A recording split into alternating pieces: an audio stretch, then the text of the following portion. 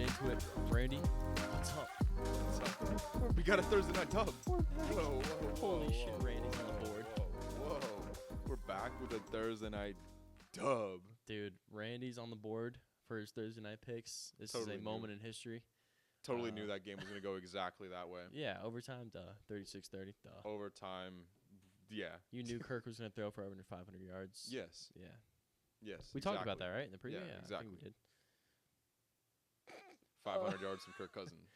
Yeah, of course. So, Bro, he is the stat pad king, though. I mean, like, don't talk about guys with, like, just numbers. Kirk's always up there. yeah. I mean, fucking 500 yards, 4 touchdowns. Yeah. Come on now. Stop playing with him. Baker. Baking. He played good, bro. Baker was baking. Yeah, Baker was baking. Rashad White, what was that? Where did he come from? All of a sudden, he looks explosive and ready to run the football again. Falcons defense a little sus, though. Falcons, the run defenses. They have guys Their run defense and their pass defense, and they're just defending other people from scoring and their whole defense. getting after the quarterback. Yeah. And just they don't do a good job over there. Yeah, this game is actually nuts to watch. This is probably one of the most entertaining Thursday night games I can remember. I don't know, what's the last memorable Thursday night game where you're like, dude, that was sick. It was probably like a Dolphins-Bills game a few years ago, you know? I liked how they used to always throw like the Jags-Titans on Thursday Night Football, and it would just be disgusting. Yeah. It was like Marcus Mariota versus like Blake Bortles with those horrible color rush uniforms. That's like the first thing that comes to mind. Those games, bro. Core memories. Yeah, AFC South shit matchups. Yeah, no, this was a great game. That's the first thing I wrote down about this game is just fun football. You know, I don't know what it means in terms of like the outlook of the season for a team like the Falcons. I got a lot of questions about them, but I mean, in terms of the Buccaneers, they just were banged up coming into this game defensively. They were missing so many guys on that side of the ball. They need to get they need to get Kalijah Kancey back out there. They need to get healthy on the D line. They need to get healthier in the secondary. I believe the safety, Anton Winfield Jr. was out again. You know, so it's the reason why he's the highest paid safety in NFL history is because he's very good. Yeah, he's good. You know, they're missing him. So I think that as the season goes on, I think that this team is a team that'll get better. You're really encouraged by the way Baker's playing right now, and it's kind of a carryover from last year. It's not just 1-2 games here or there. This is Baker. He's playing very well. Run game, though, they can't close games out because they don't have a run game to close the game out. Rashad White, cool, couple big runs, but when you really look at this team, they need to get healthy. And the Falcons, they kind of took advantage of some of the lack of talent or inexperience in the secondary. I think those role players for the Falcons are starting to fit in a little bit, which is good to see. Yeah. It looks like the OC for them, Zach Robinson, is starting to kind of get more of a feel for these players and how to use them. You saw Kyle Pitts get involved early, which is nice. Good my for dog. You. Good it's for my you. Dog. Still took an L to Sean in fantasy, but Kyle Pitts got a couple catches in here, I think. Didn't he got a couple? Sneak diss, bro. You just caught me with praising me and then sneak diss. Yeah. Hey, you're 4-1. I had to, bro. Yeah, so true. you're Cade's cooking in the fantasy league, so no, can't really hate too much. But Kyle Pitts got involved a little early. Good to see that. But it just seems like they're kind of finding their way with the offensive weapons that they do have because there are a bunch of defined roles and skill sets that do fit together really well. Yeah, like you said, I mean, Drake London, I wasn't the biggest fan of Drake coming out of the draft, but, dude, like he looks like a monster. And he is finding that connection with, like you said, with scheming up him, Kyle Pitts. Run after the catch. Yeah, Kyle Pitts finally did something after me shitting on him, so maybe I just need to shit on him every week for him to do something. Kyle Pitts, you suck. But he had a good game. Darnell Mooney had an insane game, which those contested catches were nice. He also dropped one that hit him in the face mask, which I was like, dude, if you could just consistently catch the football, he'd be an elite receiver, like wide receiver too. Like, he's the perfect complement to these bigger dudes that the Falcons have. Devontae Smith. Yeah. Jordan Addison. Darnell Mooney. Yeah. Same mold, perfect number 2 complement receiver. Yep. It's like it kind of follows that whole like Emmanuel Sanders of what he used to be for the Broncos and Steelers. That number 2 receiver, they kind of follow that same mold where it's you want to be able to have a guy that can separate and win one-on-one as your number 2. And then you have your 1-1 guy be the guy that draws double teams. Exactly. So that you can then exploit that and get 2 touchdowns and 100 yards and 9 catches. Yeah, it's funny because we were talking about Algier looks like the better runner, and then Bijan comes in and he looked better. He looked a lot better. He was way more physical than what we've seen. I'm sure he's watching the podcast and he's definitely taking notes. He's like, man, Randy's talking all this shit about me, man. I got to prove something this week. He's definitely one of the 32 views. Yeah, one of the 32 Bijan views. Robinson's one. And probably like the one dislike. Yeah. It's Bijan Robinson. Bijan Robinson disliking. And maybe like the couple, if we have a single Jets fan still hanging around, we'll get to that later. Yeah. Yeah, probably. But Bijan, I'm telling you, dude, he averaged 5 yards a carry. He was running with authority finally, which I was like, dude, where has this been the entire season? We've been shitting on you for being a little softy. And he had double the carries Algier had. So it's like, I mean, we were talking about how Algier looks like the more natural runner, but I still think that. I still think so too, but it was interesting to see them lean more in with Bijan in the run game than Algier, because Algier was definitely having success running the football. So it was kind of like they just turned on its head and was like, maybe they're scheming for Algier to get more of the carries, and we could maybe take advantage of them with more wide zone with Bijan and kind of making people miss, because Bijan had a few runs where he would just put his foot in the ground and a backer would just fly by, and that's like textbook move. Bijan. You it's know what I mean? It's his signature move. Yeah. So I don't know. What are your thoughts on OT? On the OT rules? I'm gonna give my take after, but I'm fine with it. Honestly, football's a team game, and I get that like NFL fans want it to be like college because you want to see more scoring and want to see the opponent get a chance. I like that it's in the playoffs. I don't think in regular season it should be like that. I think that honestly, if you can't get a stop, so what? You know, it's like this is the NFL. This is the peak of football. And if you can't play defensive football, you probably don't deserve to win a lot of games. You know, so I think there's a lot of people that like clamor for the other QB didn't get a chance to go down the field with the ball. It's a team game. You know, like in college, there's a lot less talent. And like you don't really see as many talented and like strong defenses as you do see in the NFL, and there's a reason for that. That's why I think that like it's a team football is more important in the NFL. But I think people just want to see more scoring, and I get the entertainment side of it, but I think in terms of like the regular season, I'd rather keep it how it is.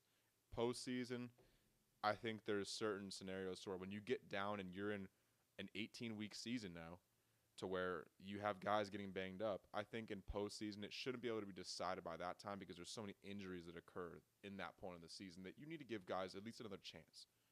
Week 5, you got to make a stop. You know, it's like this is week 5. This is not December, January where, okay, like we have 3 of our key guys have torn ACLs. You know, you need to be able to make a stop in the regular season. I'm people that want to see. There's a lot of people.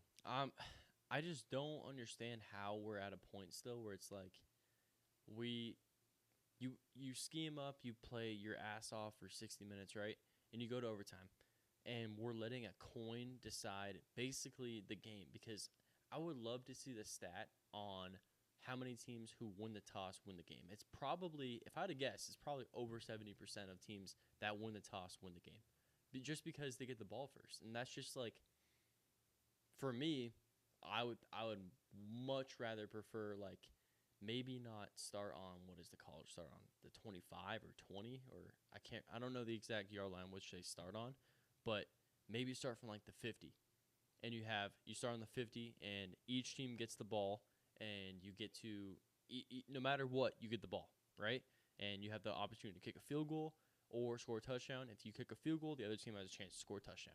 And then if you don't, you just put it back on the 50 and you just keep going. I think that would be a way more entertaining and way more fair way of going about it. Because I hear what you're saying. Like, it is a team game. If you deserve to win the game, get a stop. Like, I get it. I get that part. The Super Bowl. Yeah, I totally get that. Went to OT, and the Chiefs got a stop, I believe, and then they got the ball and scored. Yeah. You know? So, it happens. I mean, good teams make stops. And if you're a good team, then you probably should win. Damn, you just call the Bucs shit. But defensively right now, they need to get healthy. Yeah, they do. Yeah. I think for postseason, because it's so late and with them adding more games, I think it's fair to have it in the postseason because, I mean, that's when you see the best of the best going against each other. And when there's the best of the best, there's a lot of really good QBs going against each other with teams that are probably banged up at that point to where it's like, yeah, I mean, at least each team should get a chance. Week 5, come on. I mean, it would mess up all the single game stats and everything like that too, to where it's like it would just completely change the game. And I mean, we're already adding on games to where if you're adding on like teams can just go score like in college, then it's like you're just keeping the guys out there for so many more plays. And it's like, I don't think that's good for the players either, extending the games like that. I mean, they've already shortened the time to like 10 minutes from 15, so if they're going to keep adding games and stuff, I think they should keep it the way it is. It's fair. I'm against the grain with that. I think that players would probably say something similar personally, but I think that as a fan, you do want to see your team get a chance to get a stop, but it's a team game. You got to make a stop. Yeah, Baker played a hell of a game. I just felt bad for him because he was just kind of stuck on the sideline. It was horrible that, I mean, you just watch your defense get torched like that. But I mean, complementary football is also being able to run the ball and being able to shorten the game and maybe keep your defense off the field. They can't run the ball well either. Complementary football, baby. We're talking about it again. Yes, let's go to your favorite team, the Jets and the Vikings in London. Ooh, my pen's dying on me. There we go. I'll let you lead here because I know you're excited to talk about it. You saw that video I sent you this morning. Did you watch it? You sent me like 8 videos. Well, no, I sent you one video and then I sent you a meme of what I was gonna be saying about how like I'm a proud hater of the Jets. Guy. Yeah. And when dude's been watching Rodgers his whole career, and now all of a sudden, week 5, people are maybe this co-OC thing shouldn't be a good idea. Hey, if you want to go back like a month ago, our preview was dropping a little bit of that in there. I mean, Nathaniel Hackett. When was this ever gonna go well? I mean, like, they want to fire Saleh now. For what? Dude's had like the best defense his entire time he's been with the team. For what?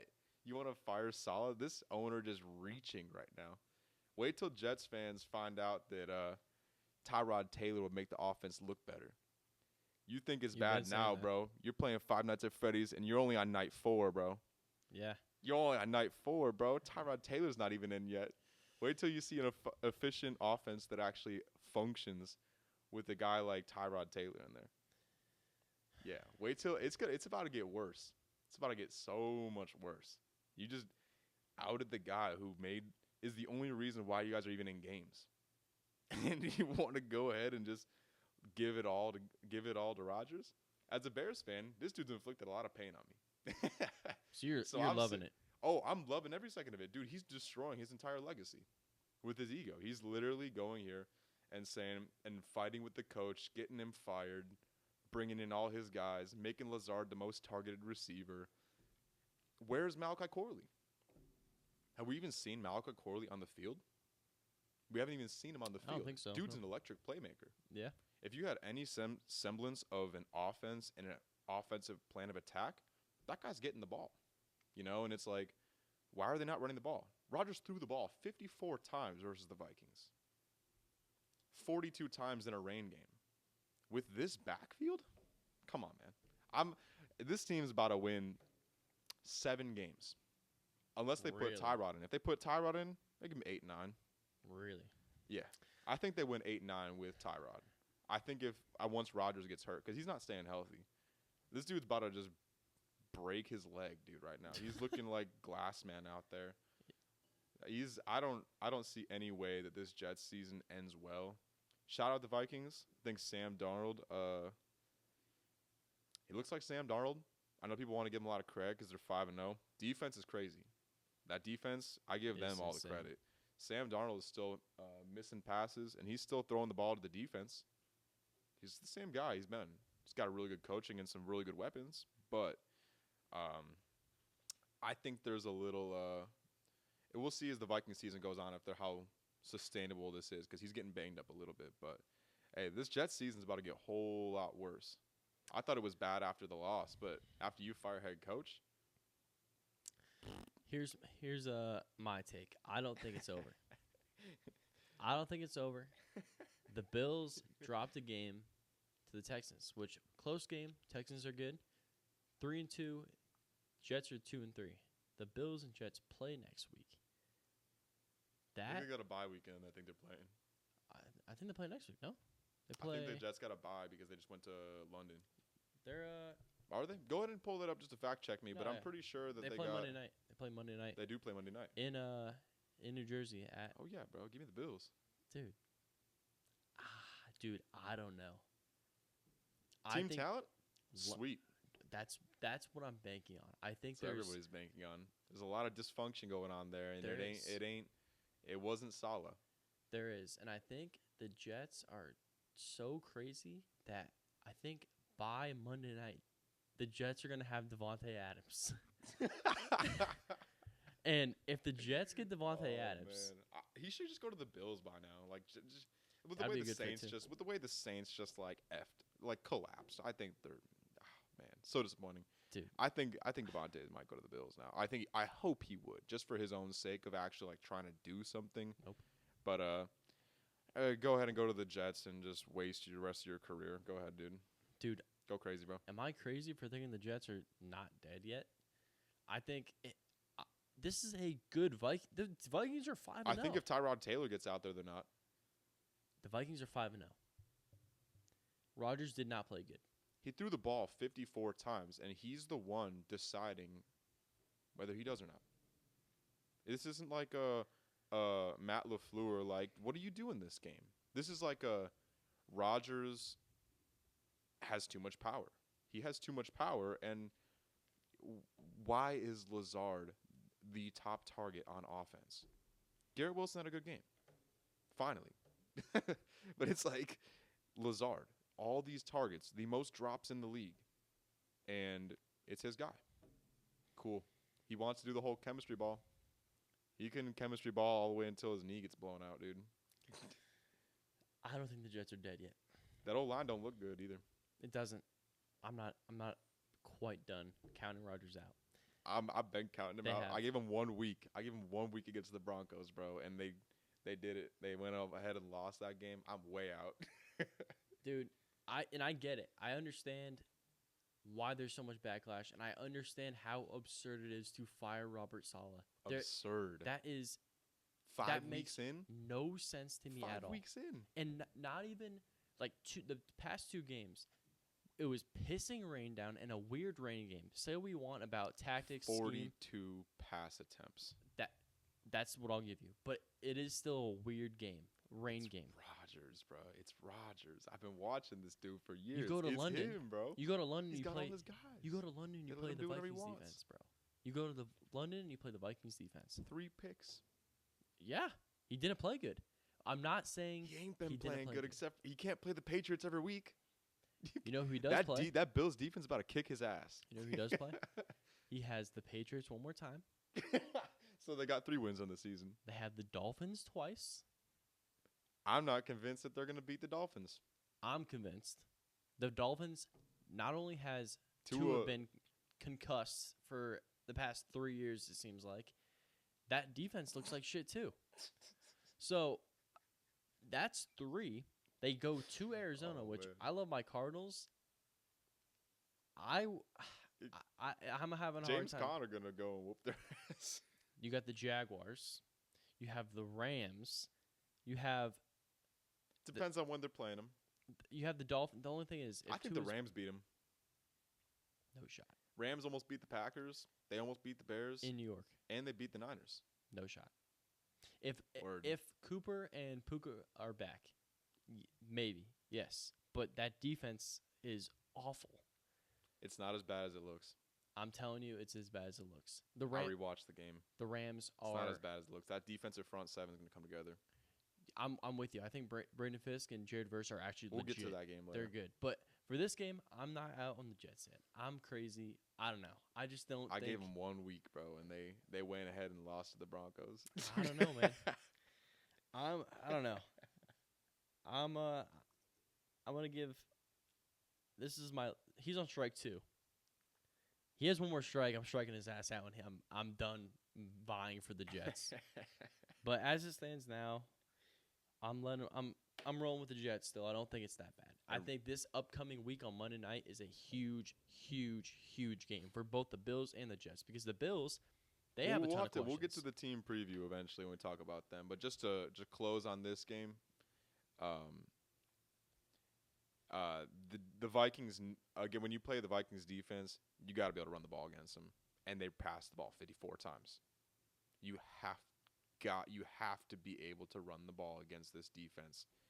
And they didn't even try.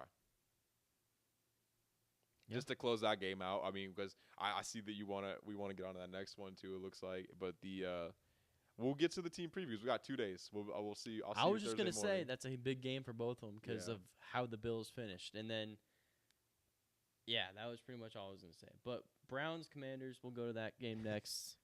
Fuck's sake, Sean, get off the field. Hey, they're staying with him though.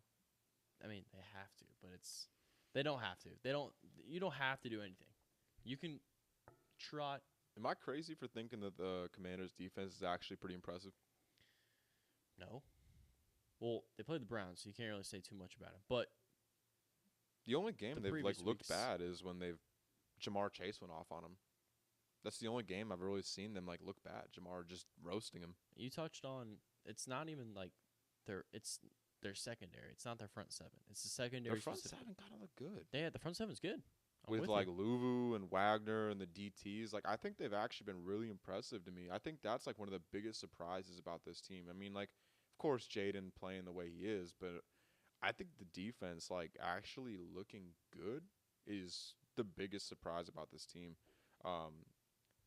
Jaden with this, he's looking like Lamar in 2019 when Lamar had his second season and he was just no one could touch him, I think that there's a way to beat this Commanders team that nobody's really talking about right now.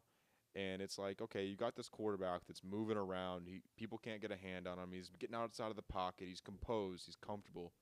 You got to hit him, and teams aren't really hitting him, And I think that when you get a chance where he's running a read option and you get to go ahead and make him hand it off, you can't just make him hand it off. You have to punish him for even running that play. Yeah. And I think that's the only way you can really get after this offense right now because Jaden, the way he's comfortable and composed back there, this is a scary offense to play against for anybody in any week. So it's no coincidence that they're looking the way they are. It looks like Lamar in 2019 when he won MVP. It looks like that. I think that he throws the ball better than Lamar does personally. Oh, 100%. But his composure, how calm he is, how easy he's making it look, this looks like Lamar in 2019 when he won MVP. But you have to be able to hit Jaden. You cannot let him just sit back there and nobody's hitting him right now.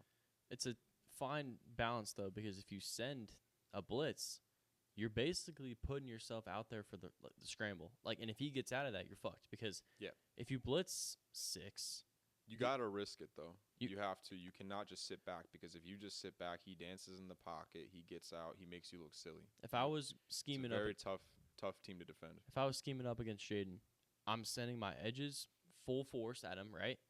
And I'm dropping maybe a D tackle or a backer that's blitzing maybe kind of between the center and the guard or guard and tackle. Yeah. Blitzing, but not fully committing, kind of just keeping my eyes on Jaden. You want to try to confuse him, but I think this offense looks really well prepared. They handle the blitz so well. I just think if you blitz him, but you have one guy that's basically a QB spy, but not just sitting there looking at him, kind of disguise it a bit, like you're talking about, blitz and kind of just stop at the line and just see what Jaden does. Because if you take off, you got him. You know what I mean? While you're still getting pressure. I think that might be a way where you can kind of confuse him because if he's seeing blitz, he has the playmaking, the athleticism to get out of the pocket and just punish you like he did on that run. What was it, 4th down? He just took it 4 yards. He's going to have 2/3 of the season where it just looks like this because I don't think anybody knows how to defend him right now. I have a take that I think the Bears are going to be the first team that gives him an actual tough game with their defense, and I think the Eberflus we're gonna have him off a bye week too. So I think that's gonna be the first game that really tests him. They're playing the Ravens next week after this game. I know we're kind of looking ahead because it's the Browns. Their defense is kind of falling off a little bit. There's no relief coming. The offensive line's bad. They're just getting pushed around, and it's just their secondary doesn't look as good as we thought they could be. So this Browns team is just spiraling a little bit. We'll see where they end up. But, I mean, the real story is just about the Commanders. And when you look ahead to what they got coming up, it's like they got the Ravens, I think, in Baltimore this next week. I don't know if it's Sunday Night Football. It might be. But that game, I think they got a good shot to win that game, too, with the way their defense is playing. So I'm really stoked to watch this team as the season progresses and see who has a plan of attack to not let Jaden sit back and just pick him apart and toy around and dance behind the line of scrimmage and make him miss. Like who's going to actually step up and attack him and hit him, because nobody's doing that right now, and he's just sitting back there. He doesn't look like a rookie. He looks way too comfortable, way too composed. And he's just playing confident and free right now, and, like, these receivers are stepping up, making big catches. They're running the ball well. I think that I'm very excited to see this Bears defense go against him in a couple weeks because I think that'll be one of the tougher tests he'll see all season. I think they'll have a game plan to get after him, but they're going to have the Ravens next week in Baltimore, and I think that's a game they might be able to take out. We have Thursday. I'll be our preview, but they're 6.5-point underdogs right now, so. Dang. I don't think that's right. Yeah, with the way, like, there's so much to talk about Jaden. It's hard to pick just one thing to talk about, but I just want to talk about his poise back there. He doesn't look like a rookie, and does not look like a rookie. He's making reads so quick that it's like, and he has such a great understanding of, like, this offense, and Cliff, I think, has given him the green light of, like, dude, if your first read, second read's not there, just fucking run. You don't need to. Yep. You don't need to stand back there, and I know he talks about, I'm a quarterback first. I want to be a pocket passer, right? Yeah. It's okay to lean into your athleticism and be smart about it. Slide, get out of bounds. He's timely with it. He is. He doesn't – I don't ever think he's forcing his legs on me. Like, he's dropping back. When the play breaks down, he's taking off. It's very, like – and he's still keeping his eyes downfield even when he's moving. And he can hit the big play at any time. That roll and throw that he had Terry in the first half of that game was just insane. Ridiculous. Yeah, dude. It's like, dude, that's not a rookie play. It's not a rookie play at all. So Commanders, super impressive. Jaden, super impressive. I can't wait for the game next Sunday. It's going to be a big test for them. I think they got a good shot in that game, matchup-wise. But the Browns, you got Chubb coming back hopefully sometime soon, but I mean the coach is talking about sticking with Deshaun. They might be tied together. Like if one goes, they both go. It's just a tough outlook on the season for them. They're just hoping to survive the season at this point. Yeah, it is tough. All right, next up, Ravens Bengals. I almost called it. I almost dialed this down to a T. I knew this game was going to be high scoring. It went exactly how we knew it was going to go, right? Yeah. Literally, I called. I'm being dead ass about this one, though. I knew Lamar was going to fumble the snap in overtime. I knew that they'd miss the kick, and I knew that Derek was going to go for 50 yards, and I knew the Ravens were going to win it. I picked the Ravens, bro. That's why. Yeah, dude. I thought the Bengals were going to – if that fucking punter holds the ball on the snap, that snap that – it was like a cricket toss. Just bounced 5 feet before it was supposed to get there. Yeah. Brutal. But Jamar had a day. I knew he would. Higgins had a day. Burrow played his ass off. It's a damn shame that Burrow is playing as good as he has, and they're not winning games. This defense is just so underwhelming. It's insane. Yep. And then you have the two-time MVP Lamar Jackson making probably one of the most impressive plays I've ever seen.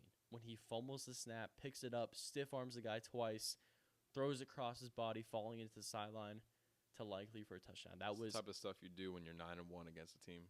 Yeah, seriously. But this Bengals, it was so close to coming down to like a Bengals field goal for the win. McPherson, I think if that snap is good, he nails it.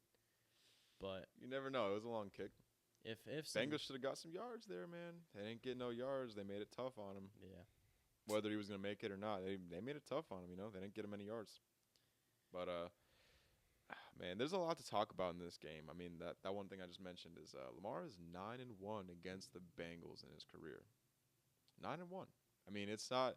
That's kind of like a thing that I didn't really know of. I know Lamar has a very low amount of losses in the regular season, specifically postseason. Hasn't been the same, but there's some things about this Ravens team that do concern me a little bit. I mean, they gave up points this game, facing a very tough passing attack, very explosive team, but there's just like defensive fundamentals they're just not executing on. It's the tackling, the blown coverages. Those are like defensive things that you come into every single game looking to execute on.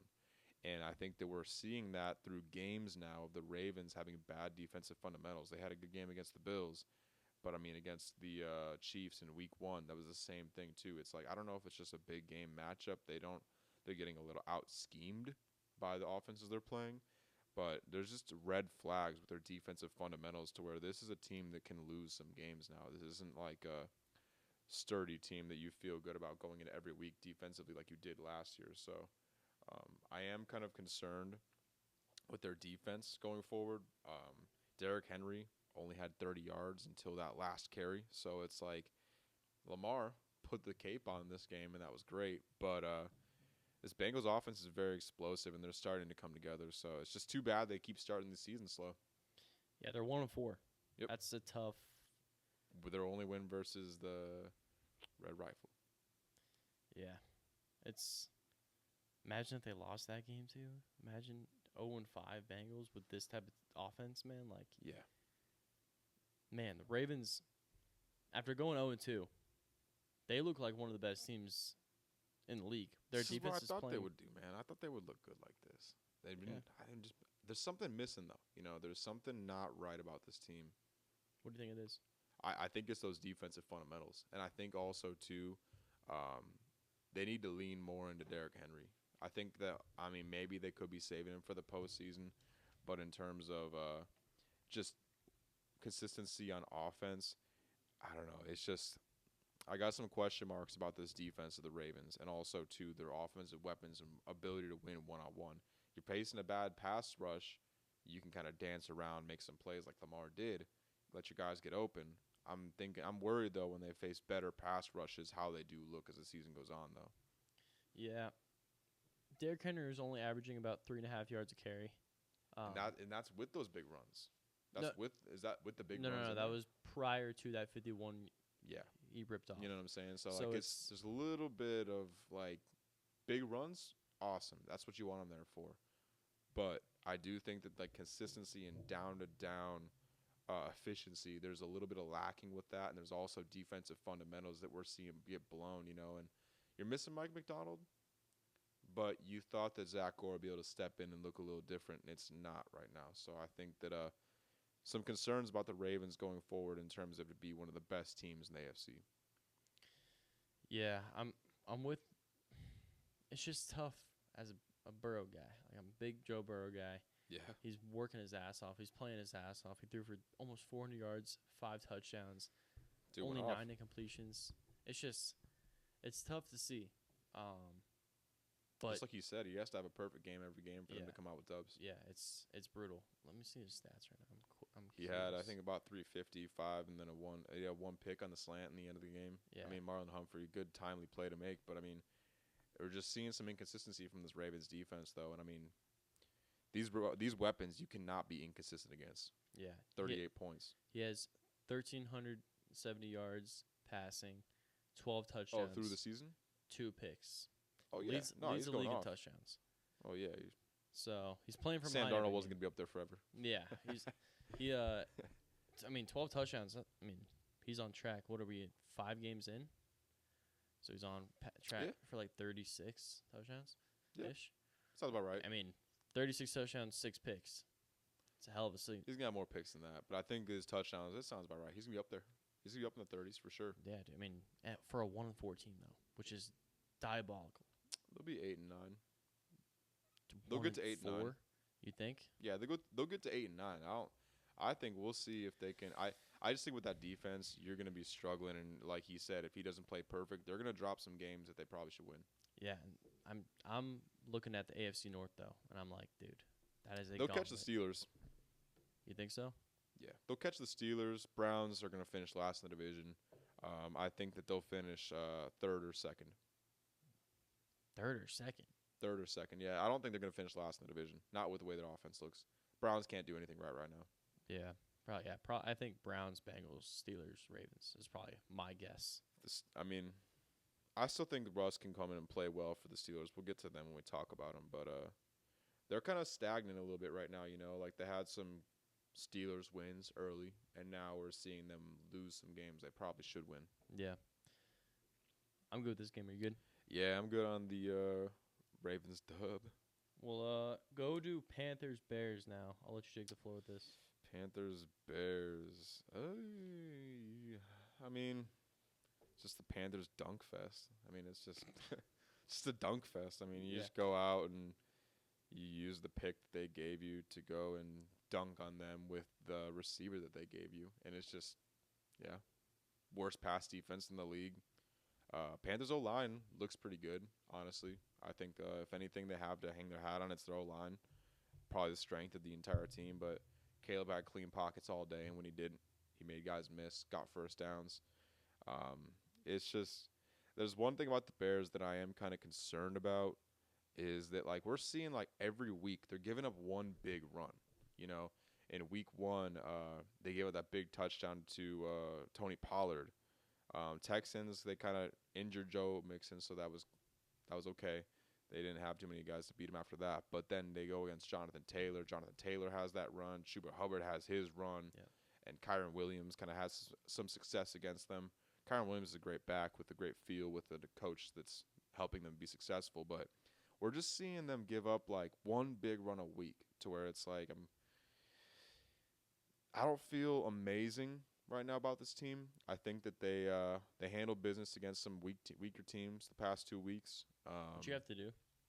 You do have to do. I mean, I think they're playing the Jags this next game after this game.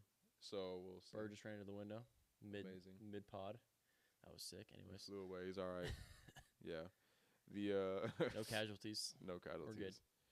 We're good. I'm kind of concerned that they're not a team that's going to always be able to handle business the way they should, specifically offensively. This defense is something consistent that we've seen Eberflus take over as a play caller last year, and every single week now they come out and we know that they're going to be taking the ball away. We know that they're going to be able to stop the run for the most part, and we know that they're going to be keeping us in games. But offensively, execution, they're running the ball better. Defenses that they're running the ball against, they should, which is cool. I'm worried that as the season goes on, they're going to face some teams that they should be able to hang with a little bit, but they're still so young and growing together. I'm kind of concerned about the offense a little bit. Yeah, I think it was a good Something's sign, missing though. with Caleb. Something doesn't feel right watching him play. What do you mean? He's like tentative, He's like tentative throwing some of these passes. He's not having that, like, killer instinct that he had in college, where it's like he's just firing passes, Like even the touchdown to DJ where you're on the crosser, he's just sitting in the pocket chilling, and DJ runs across the field. Worst pass defense in the league. They can't get after Caleb. Can't cover anybody down the field. DJ catches and runs, but it's like he's floating him and almost leading him out of bounds, And it's like, just fire it. Hit him in stride, And it's like he's worried about missing the throws because he's missed some early on, There's like some confidence missing. There's some killer instinct kind of like, I don't know. He's playing tentative right now. I don't think you can do that against some better teams. I think they're trying to rebuild his confidence after getting his ass kicked the first 2 weeks. Yeah. So it's just I'm kind of waiting to see with this offense a little bit. I have some concerns though about them, and they need to be able to handle business against a Jags team that has one of the worst pass defenses in the league as well. Yeah, I'm very encouraged though by the way this Bears offense has progressed. You can say what you want. There's been progression. Panthers team is shit, horrible. But they're not. Jadeveon Clowney went out in the game too, Exactly. So it's like you got Walmart security guards rushing after you. Basically, you have future accountants playing safety, and it's just and a bunch of car salesmen. Yeah, it's not ideal from the Panthers, to put it most kindly, but it's an Every NFL team. team's gonna do this to them. It's an NFL team, so you have to like keep it with a grain of salt and be like, all right, Caleb did pass for. He went 20 for 29. 340 or whatever. 304, 2 touchdowns. Efficient, went over 300 yards, no picks, Very clean game overall. I'm happy he's not turning the ball over. Exactly. I'm trying to look at positives for you here. I'm just saying, like, there's some red flags and some concerns, I think, overall. That, like, when I actually watched some all-22 from this game, he was missing some wide-open touchdowns where he just wasn't throwing it to him.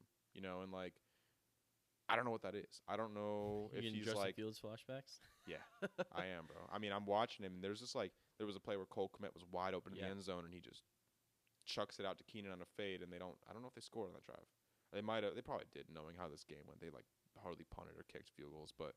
There's just like there was touchdowns where he just didn't see him open, you know, and it's like, I don't know. I'm kind of wait and see, and Roma Dunze is kind of like still a non-factor in so many games that like DJ did what he did against this game, but it didn't feel how DJ felt last year watching him play. So it's like, there's just, there's something missing right now, you know, and like we'll see if it progresses as the season goes on. They're playing winning football, but probably the worst team in the league. True. Yeah, I think you covered it. I'm good this game. Are you? Yeah. Sorry, I kind of just ranted a lot about you're that, good. but we'll talk about the preview when we got him next week though on Thursday. Sounds good. We'll go to Bills Texans. Man, this is it was a fun game. I was hot. You had the hyped. Texans. Yeah, I had the Texans. I also had the kicker on my fantasy team, so I was pumped. But yeah. I also had Nico, who I'm telling you right now, he's probably, if I had to rate receivers right now, it probably goes Justin Jefferson, Jamar Chase, Nico Collins. Yep. That's probably my top three. With A.J. Brown being out. Yeah, when he comes back, obviously you can throw in the mix there. But as it stands right now through 5 weeks, I think Nico is probably a top 3 receiver in the league. And it sucks that he got hurt because I think he could have torched this team even more, which is his big playability is unmatched for a guy of his size. And his connection with Stroud, too. Like, it seems like every pass that Stroud throws, Nico is in stride in the bucket. They just have such a good feel for each other. And, yeah, once they hit that pass, I was like, okay. And then it kind of fizzled out, you know? And it was kind of like, all right, where did that go, Stroud? This has happened multiple times in the past few weeks where it's like, all right, they put it on him early, and then all of a sudden Stroud kind of lets them creep back into the game, you know? Turned the ball over twice in the fourth quarter, too, you know. I think that they'll be fine. But he did have that fumble, strip sack, and then he also had the pick that he threw inside the 20-yard line to, I don't remember the linebacker's name, but he threw a pick over the middle. He turned the ball over twice in the fourth quarter with it being a one-possession game. Can't be doing that. Yeah, I think that this is a team that's growing. You know, I don't think this is a team where it's like, oh my gosh, we're concerned about that. I think that when you're looking at the Texans, I'm not taking off like any of what I said about them. I think they're still the exact same team. I think they're still the best team in the AFC. But I think if they're going to win a Super Bowl, Nico and Mixon have to be on the field. Both of them have to be on the field for this offense. If they're going to win a Super Bowl, they need to get healthy. You're winning games that you really want to win, which is awesome. This defense, I'm stoked to see this defense as the season goes on and growing together because they give up big plays. And they had some plays down the field to Mac Hollins that Josh missed, you know, so it's like you got lucky with some of those. But you're happy to come out with a win. I think that if you want to win a Super Bowl, you need to continue to grow together, and you need Nico and Mixon on the field. But the Bills, though, they got some questions to answer, and I think the weapons, man, it's just you didn't have what's his name this game? Khalil Shakir. You didn't have Khalil Shakir in this game. Kincaid dropped some passes. If you want this passing game to go, you're going to need Kincaid to step up, and he cannot be dropping passes like that. Mac Hollins kind of looks like the best receiver, honestly, right now, in terms of getting down the field and getting open. And you can do that. But that's your one, though. You know, you have Keon Coleman catching and running on a touchdown. That's his only catch of the game. You know, and it's like this is a thing we're seeing now for Keon Coleman. Yeah. Where it's like doesn't separate. It's not catching everything. And Mac Hollins is the guy they're leaning on. And Shakir's hurt. Man, this is a game where I thought this is how the Bills' offense would look early on, you know. And we're starting to see it 5 games in. They need to get some more QB run game going and let Josh use his legs a little more. Maybe they're saving it for the postseason. We'll see. But I think this Bills team will figure it out, though. Yeah, I don't know what the play calling was there on their own goal line at probably 3 or whatever, and they throw the ball 3 straight times and give the ball back to the Texans. Like, that's just bad play calling and bad coaching. And I don't know if that was. I don't think they trust the run game. But even if you don't trust the run game, do a QB sneak and get out of the end zone. Like, get the timeouts called. It's just not good. That was a ton of questions for the Bills after the game. It was like, dude, what are y'all doing? I can't believe that you threw the ball 3 straight times. And to be fair, one of those was to Mac Hollins, and was it Max or Mac? Mac Hollins. Mac Hollins. Mac Hollins. Yeah. Yeah. He there's one where Josh almost put it in the bucket for him, and that's the thing. Was it when he was wide open on the field behind the defense? It was the one where it was like the first couple drives he was wide open on the field. It wasn't that. It was towards the end of the game. It was one of the ones that was incomplete. It was second down. It was down the left sideline, and he kind of overthrew him a little bit. Yep, but it was almost like if you hit on that, it's like, oh fuck, you're like 15 yards out of field goal range. You know what I mean? To put it like at it like a 57-yarder. You know. Yeah. So at that, I get you kind of live and die by maybe they didn't want to go to overtime and chance like they did in the AFC Championship game where they're off the field and the Texans win the toss and they score like that. So maybe they were trying to force the hand of the Texans maybe. But if you don't convert, you have questions like this where it's like, why are you throwing the ball 3 straight times and giving the Texans basically an opportunity to win the game when they didn't really have to, you know? Yeah. So that's the only thing for the Bills. I think they'll be fine. I'm picking them next week. We'll get to the playoff predictions or the game predictions on Thursday. But wait, they're playing the Jets next week. Nah, fuck all that. I think the Bills bounce back. I think Josh bounces back. Wait, you're not going to pick the Jets next week? Nah, I'm not a Jets believer, but I'm not going to count them out yet, but I don't think this is the game for them, bro. I think Bills missed a lot of opportunities this game. They did. They had a bunch of opportunities. That first deep shot to Mac Hollins where he was behind the defense with separation and they just sailed the ball. Yeah. You know, it's like you can't miss that in a game like this where you're already kind of outmanned a little bit. I think this defense is playing well. I'm impressed by that. For the Texans, though, it's just you need Tank Dell to step up. Like, you need Tank Dell to be back because he's been a non-factor for them so far this season. Yep, I'm with you. I'm good in this game. Yeah, I'm good as well. Let's go to Colts, Jags. I mean, this is for a fun game. This is a fun game, bro. Oh, yeah. I was pumped watching this game from a elite Flacco. Yeah, dude, Flacco, I don't know why the Browns ever traded him. I mean, or they let just him didn't go. even re-sign him. Yeah. They'd rather have Jameis and Deshaun. They should have just traded Deshaun. And that's why they're the Browns, though, right? Yeah, exactly. But Flacco, 359 passing, 3 touchdowns. Oh, yeah. Come on, man. Alex Pierce. Dude, those were insane catches. Are you kidding? Continues to break out, you know. Yes. Like, this is a guy. I've really liked Alex Pierce coming out of Cincinnati, but I don't know. Something didn't seem right throughout his first 2 seasons was he rookie last year? I think it was a rookie last year. Yeah, so second year through his rookie season. But, I mean, I don't know if bringing in all these other receivers and Adonai Mitchell kind of lit a fire under him, but he's looking like one of the best deep threats in the league. I mean, you got a big, fast guy that's making down the field catches, tracking the ball, running after the catch as well with a guy like Josh Downs and also number 11, what's his name? I forget the receiver. Pittman? Michael Pittman as well, and Jonathan Taylor. You're talking about weapons, like real deal weapons with an offensive line that's solid. It's too bad that you're having to like see the offense look good with Joe Flacco. You wish that you could see this more with Richardson. But, I mean, shout out Joe Flacco. Dude had a great game. I think if Jonathan Taylor was in here, it's probably a different outcome. Colts now have not won in Jacksonville since 2014.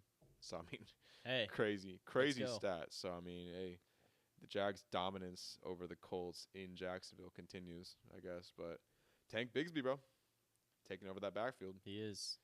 He looks like the better back. We talked about it last week. We saw it again this week. He looks way more explosive than Trevor. He looks like he's last year though. Like, where did this come from? He did not have this juice last year that he has right now. I don't know, but I don't think the Jags are complaining at all. They didn't drug test that man. Don't do it yet. Don't do it yet. Brian I'm Thomas, about to pick him up in fantasy, bro. Dude, I'll beat you to it, bro. Don't. I picked him up last week. He dropped him. And I dropped him. Oh my Because I was like, man, I gotta play Braylon Allen. Man, fuck the Jets, dude. I'm For a with Jets Bigsby. hater, bro. You played Braylon Allen. That's funny. Dude, But I like Braylon Allen. I think he looks good. But man, Bigsby though, yeah, different type of player this year. He looks different. he does look different. Brian Thomas Jr. looks different, bro. He looks insane. Trevor, just put it on him. You just have to get the ball in this guy's hands. Let this guy run. Yeah, just let him do his thing, bro. And he's not a guy that's limited to freaking slants and go balls. Like, he can run routes too. He showed it like He's a multiple mismatch. times. Every fast, time. athletic, contested catches, tracking the ball, run Yes, after bro. the catch, instincts, difference maker. Yeah, he is the ultimate mismatch for this team, and they need a guy that can win like that because all their other receivers, Davis, I guess you could say, is a contested catch ball type of guy. He's a weapon. I don't know. He's not the type of player that I would. You don't want to leave him one-on-one with your corner downfield. Yeah. Size, speed, mismatch. Like, he's one of those guys. He's just, it's kind of like a Valdez Scantling, where is he going to drop the ball? You worry about that with him. But having a guy like Brian Thomas Jr., you wish Evan Ingram was out there. Fucking When Evan is he Ingram. back? I got him in both my leagues, dude. He killed me last week by not playing. That was so Is annoying. he back this week though? He's supposed to be back this last week, and then he didn't play. I'm like, whatever. Anyway, Trayvon Walker had a really good game. He was blowing up the Colts right tackle, putting pressure on Flacco all game. Had a strip sack too right before half. That was a massive game-changing play. Finally. Yeah, I mean, I'm worried about these edge rushers versus the Bears next week, that they could be able to have a game. Like, these edge rushers look pretty good. Outside of the edge rush, no one's stopping anyone. Like this secondary, the rest of the front seven, the interior, the linebacker, like this defense is soft, and it's like Colts are very explosive, but this defense lets people do whatever they want to him. They're lucky that Trey Sermon blows, and like he doesn't add anything as a player when you're getting the ball in his hands. So it's like JT was in the field, they're dropping 45, bro. Like, this is not a Jags win. The Jags would be 0-4, 0-5. They'd be 0-5 if JT was in the field. They're lucky that they got a break with him not being in the game. So, Jags get to 1-4. What you're saying? What you're saying? It's not about who you play. It's about when you play. When you play him, bro. Yeah. And Brad in our fantasy league got fucking lucky this week that I didn't have Jonathan Taylor or Joe Mixon. Man, you mofo, dude. He's so lucky. Talk about when you play him, bro. Yeah. Talk about lucky, bro. When Brad. you play, yeah. I'm fucking dude. I put up 138. And I fucking lost. Sean got you, bro. Keep in mind, this is with passing touchdowns at 4 and passing yards at 20 or 25 instead of 20. Yeah. Not good. I put up 138. I'm pissed. If you can't tell. Yeah, no, I'm heated that I lost my game too this week. But hey, shout out Tank Bigsby though, man. He looks great. I think he's their offensive identity. Dude, he's just an all around really good running back right now. I think that ETN. I finally went back and watched some of his stuff at Clemson. I was watching his highlights, and I was like, "Where are the highlights?" I'm watching this dude, and I'm like, "Okay, explosive athlete," but I'm like, where are the highlights? Like, I'm waiting for like some crazy play that like makes me realize like why they drafted him and why there's so much hype around him. I just kind of trusted the whole like analyst of, oh yeah, it's Trevor's guy. He brought him in here because he wants to. They both at Clemson, they were a winning organization there or whatever, and like I watched him and I'm out on ETN. I think Bigsby's taken over this backfield. I think that he's an offensive identity for them. I think that they got some players now to where they're starting to figure some things out in offense. Can Trevor continue to protect the ball? Yeah. And he's throwing some balls into coverage to where he got picked, I think, this game. Yeah. And he's kind of been doing that. He's not playing winning football, but this offense is ridiculously explosive, though. Yeah. Brian Thomas is just a steal. He probably would be steal. A top 10 pick if this draft class wasn't so stacked with quarterbacks and other receivers, I should have taken him over Romadunze. Dude, imagine. That would be deep. Taken him over Romadunze. They probably would have fucking wasted him, though, to be honest. Yeah, they would have. But we'll go to the Dolphins and Patriots briefly. We'll very briefly touch on this shit. Jalen Wright. What's happening? Dude, we've been calling for it. I don't know why it hasn't been tapped into. H.M. finally got hurt. I know. Yeah. I just think they should lean on him more. But Now they're gonna have to. This Finns team is cooked, bro. Yeah, I don't think if Tua comes back that matters. This defense is bottom 8. The team is soft. Jalen Wright looks good, awesome, but I mean it's just they missed their shot last year. I think the past 2 years, really, they missed their shot, and they wanted to go and hate on Vic Fangio and blame him for why the defense struggled, but this defense looks horrible. It's not on him. This defense looks horrible, and I mean, Ramondre Stevenson is Ramondre Stevenson. He's a good back, breaks tackles against a team that can't tackle. Yeah. So, I mean, it's just, yeah. This game was ugly from start to finish. Shout out Jalen Wright. I think he's a really good player, and keep eye on him going forward. But this Finns team is cooked. It doesn't matter that they won this game. It was a must-win for them because of where they're at right now. But 2-3, it don't matter. This is like a 6-7 win team. Yeah, max. I think 6 is being pretty generous right now. They got enough offensive weapons to be able to win 6-7 games because Tua's going to come back. But you're not looking at any type of winning season or end goal in mind. You're looking at, okay, what are we doing in 2025 to make sure that this does not happen again? Yep. And they kind of got bailed because they did score. Patriots did score. It got called back. Jalen Polk had a touchdown. I thought that was a touchdown. I think it was the right call, that no touchdown, but I just... I saw it briefly. Did I miss something? Because his toe came down and then his heel came down out of bounds. Yes. Did I miss something? Did he bobble the ball or something like that? He didn't have full control by the time he caught it. So it was whatever. Then he dropped it. He dropped it. It was, but that's not the point.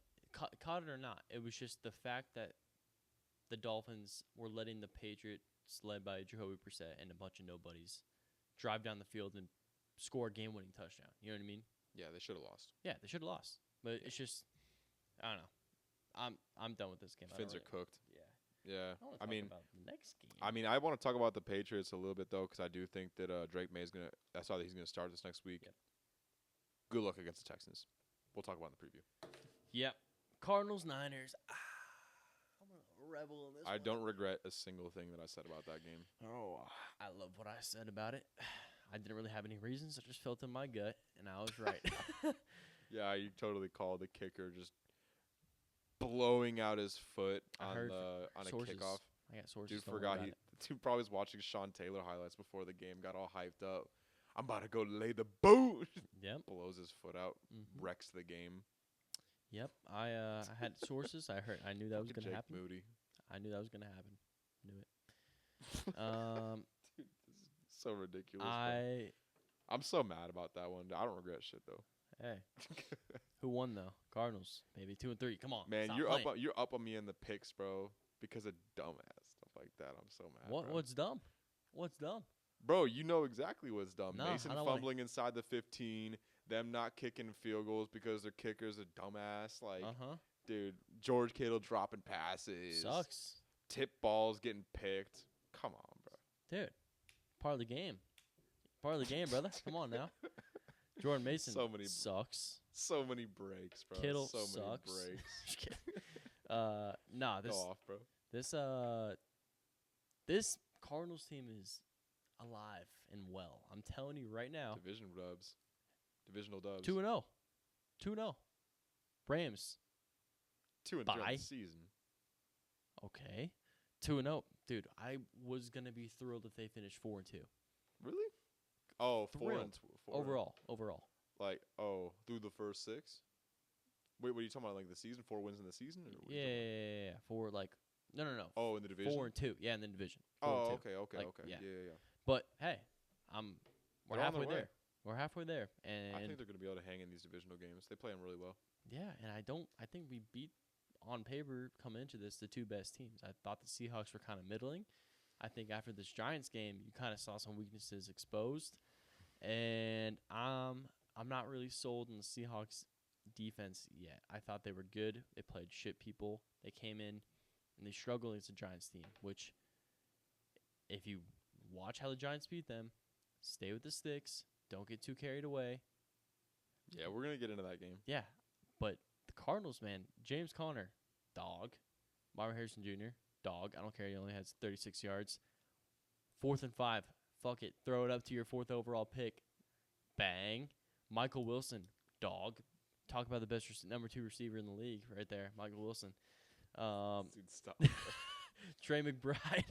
Trey McBride, dog. McBride, though. McBride's a dog, bro. McBride's a difference maker for this offense. What's wrong with Michael Wilson? He's just a number 2. He should be a 3. He's an elite number 2. He should be a 3. He's probably the best number 2 in the league. He'd be a really, really good 3. Nah. He's a perfect 2. He's the perfect 2 for this offense. Yes, I'm being a dumbass. I understand. But Kyler, look at his wheels, bro.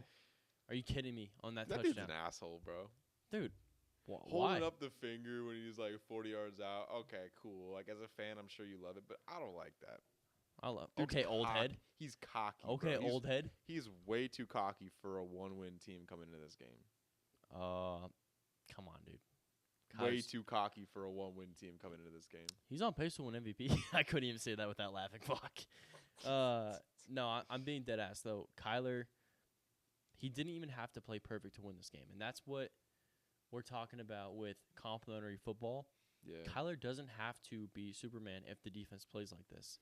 If the defense plays like it did against Commanders, then he has to play a 158.3 perfect passer rating type of game, to win a game. This defense, what? What's so fancy? This defense played their asses off. They played their asses off. They play hard. Dude, we have our 2 best pass rushers out. And we're not even supposed to be good. It's not like they were good anyway. All right, he's rage baiting me. BJ Ojulari is a dog. You're going to see Darius Robinson come back. He got designated to return from IR. Just wait. You have NFL Premium Plus. I can't wait till the Bears play the Cardinals in a couple weeks. I hope Darius Robinson plays that game, and you feel the wrath of the Barbarian and D-Rob. The Barbarian, bro. Zaven Collins, dude. I'm telling you right now, we're 2 years away from the Cardinals being the top 5 defense. 2 years away. This next draft, they add another pass rusher and they add a solid corner to add because this corner group is young, but they're very Starling Thomas. They got guys that can make plays. I'm blanking on the freaking Boston College kid's name. Elijah Johnson, I think his name. They got Williams in there. They have Sean Murphy-Bunting, who played his ass off again this game. I'm telling you right now, 2 seasons away from talking about how we're talking about the Bears defense this year is how the Cardinals defense is going to be in 2 years. I'm telling you right now. And if Kyler, I think Eberflus is more of a proven. Personally, I think Eberflus is more of a proven coach in terms of a track record of he produces certain types of defense than Jonathan Gannon. Eberflus he was a top 5 takeaway team every single season with the Colts. Do you remember where Gannon came from? Yes, the Philly. Come on, bro. That defense was a monster that season under his lead. One of the most talented teams I've seen. Okay, talent's part of it. You can't. He's making these. I think he has a vision. I think he has a vision for how to utilize talent and how to get the most. I think that they have a plan of how they like to use their guys. I rewatched the game and I rewatched all 22 to see their defense and stuff like that. I think he has a good plan. Just wait till they have actual pieces on this defense and not just relying on scheme. I think one of the best things again has done is put his players in the best position. He looks like a good defensive coach, to give him credit. Yeah, he looks like he's putting his players in the best position that they're gonna win. Pew, pew, pew, pew, pew. What? Go ahead, bro. What is that? What does pew pew pew mean? You know, bro. I don't. Jonathan Gannon. What about him? Pew pew pew pew pew. Big plays. Wow. Exposing. That's Jonathan Gannon. What? You don't the play where he's talking to Rondale Moore. Oh, the interview. I was. Pew pew pew pew pew pew. Yeah, that was honestly. That's Jonathan Gannon. I thought we were cooked, bro. When I saw that interview, I was like, "Oh my god, there's no way."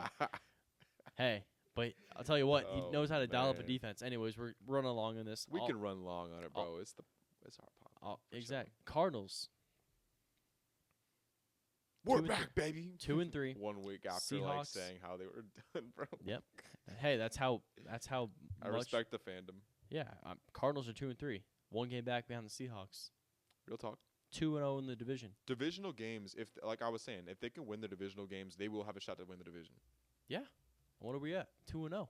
Cardinals schedule. I mean, I'm not saying that they don't have a shot to win the division. I think it's a weak division this year.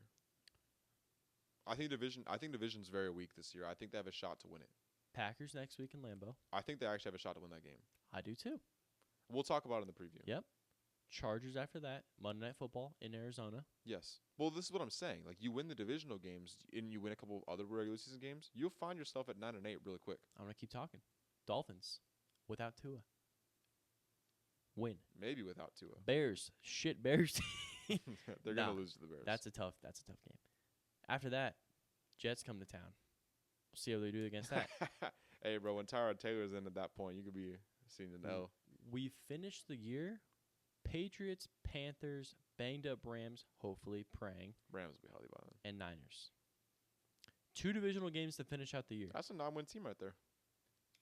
We're a fringe playoff team with basically disabled people on the defense. Well, I was talking about that. I clown on them just because I like fucking with you. But, I mean, like, actually, though, like, they are going to be a fringe playoff team. It's when you have a quarterback. Yeah. When you have a quarterback and then you have a defense that's able to keep them in games, we can talk about this a little more. You don't have to write it off. No, I was making sure I wrote it down. When you have a quarterback like Kyler Murray, who is explosive, who keeps you in games, who doesn't have, like, just straight up duds, you know, it's like if your defense can keep them within 26 points, you're going to have a shot to win these games. Yeah. Like, what the Cardinals do is that they put 5 men on the line, they go big, and they have these fast DBs and athletic linebackers behind them that they hope that can just flow and make plays and make you drive the length of the field. You know, their whole thing is to not give up big plays. They want to make you drive the length of the field and hope that you make mistakes along the way. The Niners did that. You know, and it's like the Niners have their kicker. They end up scoring 30-plus with field goals and probably are a little more aggressive on some of their possessions and probably win the game. Things went the way they did. It was in San Fran, so I mean, if you're happy about a win there, like, you need to win these division games if you want to do anything this season. They did that. That's awesome. I mean, like, I like to joke about it. I don't regret anything I said about the Niners coming into this game, though, because I mean, they should have won this game. If you played this game over with the team not having a kicker injury, the Niners are probably going to win this game. I'm super impressed by Purdy's pocket manipulation, and Ayuk coming alive this game was really good to see for the Niners going forward.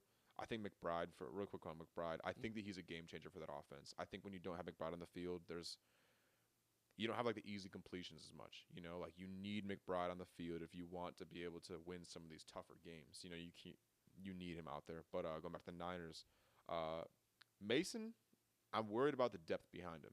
Because, you know, it's like you can feed him all these carries all you want. You can't do it all season. And when you have to put somebody else in, I don't like Isaac Guerrero. I do not I don't think he adds anything as a runner.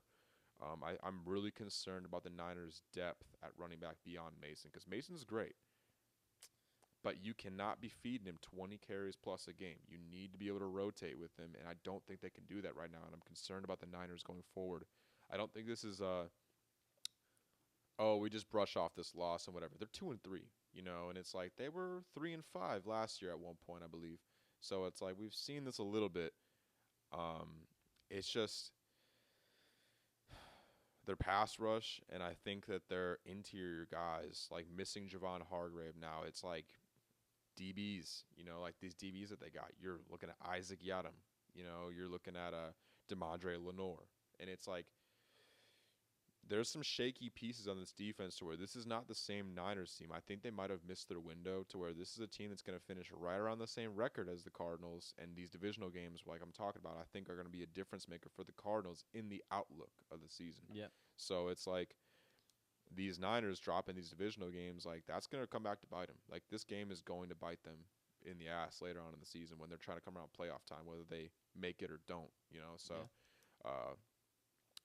good win for the Cardinals. They needed this really bad. I think there's some good signs about running back James Conner. I really like James Conner. I think he's the identity of that offense, and having a guy like McBride is essential going forward. But Niners really just blew this. You know, they really blew the game, and I mean it's football. You play 4 quarters for a reason, so you know any game can go like that. But big win for the Cardinals. Niners blew it though. I was saying, bro, the Cardinals are going to be in contention for this division. No one is going to pull away because that Seahawks offensive line, which we'll get to in a minute, bad. One of the bottom 6 offensive lines in the league. Wins like this just give me so much hope as a fan. I mean, it's going into San Fran. It's tough. It's Very. tough, and they had. I mean, minus CMC, which is obviously a huge loss, right? Yes. But I mean, Jordan Mason. But they're not going to have him in the season. Like, he's going to come back. He's not going to be the same player. Yeah, but I'm expecting Ayuk, Debo, Kittle. Like, this is a pretty threatening offense still. You know what I mean? And it is 23 points for the Cardinals defense. I mean, that's pretty impressive, you know? But Shanahan's offense is heavily run through the running backs. And there's a reason why they traded for McCaffrey, because of his skill set and the way that he puts the ball in the end zone and is able to turn short dump downs, short runs into first downs, drive extension, you know. And it's like when you do miss a guy like that, you cannot rely on Mason the same way you relied on McCaffrey. I'm with you. I'm good on this game. Are you? Yeah, I'm good on it. There's some. This is very concerning for the Niners. Cardinals must win for them. They got it done. Hell yeah, we did. Let's go to Raiders and Broncos real quick. I don't really want to touch on this game too much because it was kind of boring. Bo Nix is Trubisky. You think so? I don't hate that take at all. I think Bo Nix he looks exactly like I'm rewatching Mitchell Trubisky's career. That's what it looks like to me. Except Mitchell Trubisky didn't have Sean Payton and a top 5 defense. That's what I think is saving him. Yeah. I think this Broncos defense, we talked about it. I talked about it in the preview in the season. Broncos defense is legit. They are dialing some shit up, and it's working. Way overachieving. They're overachieving, and they're making this Broncos team look competent. Which in reality, this offense is horrible. Broncos offense is horrible. I mean, both of them that were on the field. They're playing the Raiders too, but I was talking about specifically the Broncos. I think the play calling from Sean Payton. I see where they're going with this. I just think they picked the wrong guy to build off of. Bo Nix, think about this. Pick another rookie quarterback from this class besides Bo Nix. J.J. McCarthy. I think J.J. McCarthy. J.J. McCarthy looked good. Say they pick J.J. McCarthy instead. Well, would you be? Chance to. Say for whatever reason he fell to him, right?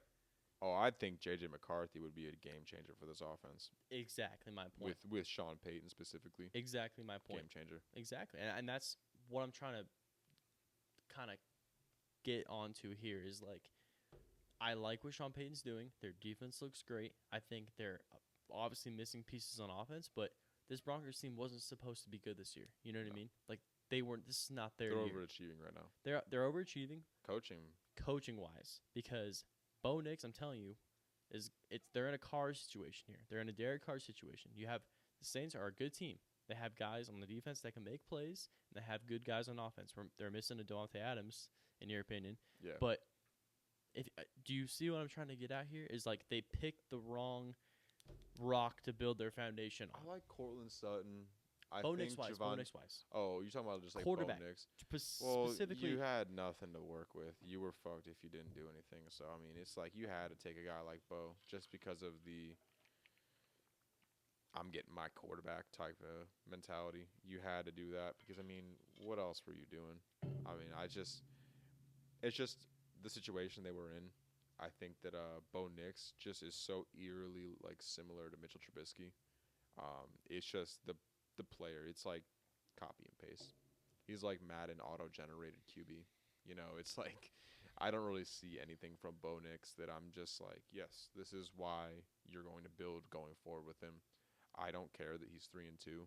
I think that this Broncos team and the way that they game plan to win the game, you know, it's like they play tough defense, they make you one-dimensional, and the offense is situationally prepared to get certain guys the ball and keep them ahead of the chains, you know, and it's like they're just trying to stay on the field, make you pressure to score with time of possession. Like, this is just straight up how to win in football. Yeah. You know, this isn't like this is nothing new. This is Sean Payton being a fundamentally sound coach and getting his guys prepared to win games and not be pretty or flashy. Yep. You know, it's like they're not trying to get cute. They're out there to win the game each week, you know, and it's like that's Sean Payton, and that's amazing coaching. It's the reason why they're 3-2. they have a guy like Daniel Hackett, they're 0-5 and getting blown out. 100%. And it's like but this is more of a testament to Sean Payton and maybe Vance Joseph a little bit too. So I just think that a very impressive game by the Broncos and season so far by the Broncos. 7-8 win team, maybe. I just think that I'm watching Trubisky's career all over again, though. Yeah. I don't think there's anything really with Bo Nix that impresses me, especially after a guy that's had so many starts in college. This is as how he looks as a rookie. I don't know. I'm not impressed. Raiders, that Panthers game sent them into a spiral, bro. That Panthers loss, they're spiraling after that game, and injuries now to flip-flopping QB. This looks like it's going downhill pretty fast. Yeah. I think you're dead on with Bo Nix. I think we're going to probably look in like 2 years. 2 more draft cycles going into 2026. I think they could move on from him after this season if they get a good upgrade. They're going to pat. Are you talking about Bo Nix? Yeah. I think they'll probably end up riding with him for 2 years. Yeah, for but sure. I think that if they had a big upgrade potentially available, I wouldn't be surprised if Sean Payton's like, yeah. There's no quarterback in this draft class. This is a purgatory QB. Exactly. That's the point I was getting at. It was like, this is the guy where in 2 years where you draft pieces around him and you make everything, you set this guy up you're throwing the oop to this guy and he's going to miss the dunk so badly because he's not the guy.